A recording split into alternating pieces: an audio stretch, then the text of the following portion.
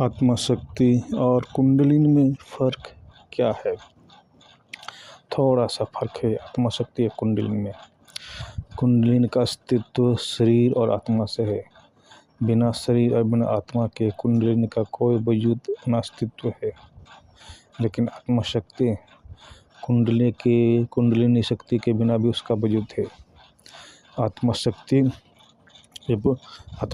वो तत्व है कि अगर कुंडली उसके साथ ना भी रहे तब भी वो अस्तित्व में रहता है। शरीर ना भी रहे तब भी वो अस्तित्व में रहता है।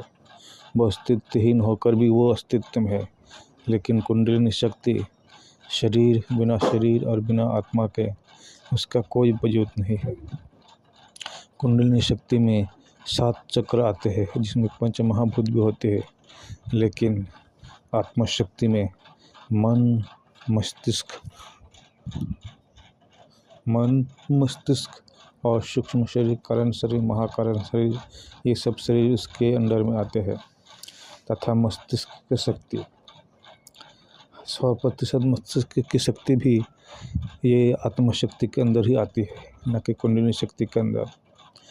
इतना सामर्थ्य आत्मशक्ति में है, लेकिन लोग ज़्यादातर यूट्यूब में आत्मशक्ति के ऊपर कोई ध्यान नहीं देता, क्योंकि लोगों ने कुंडलिनी शक्ति के ऊपर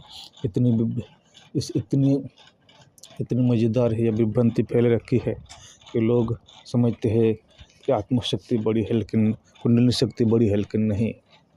आत्मशक्ति कुंडलिनी शक्ति से कुछ कम नहीं है, क्योंकि अगर कुंडलिनी शक्ति है तो आत्मा उसका देवता है।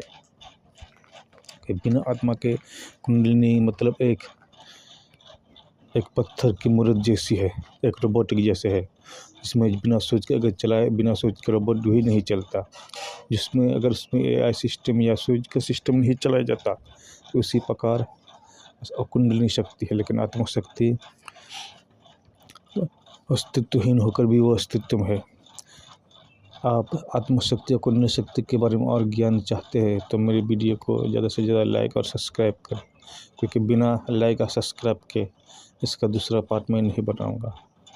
जैसे परम सूक्ष्म शरीर, उसका मैंने दूसरा पार्ट नहीं बनाया जब तक उसमें लाइक और सब्सक्राइब नहीं मिलेंगे।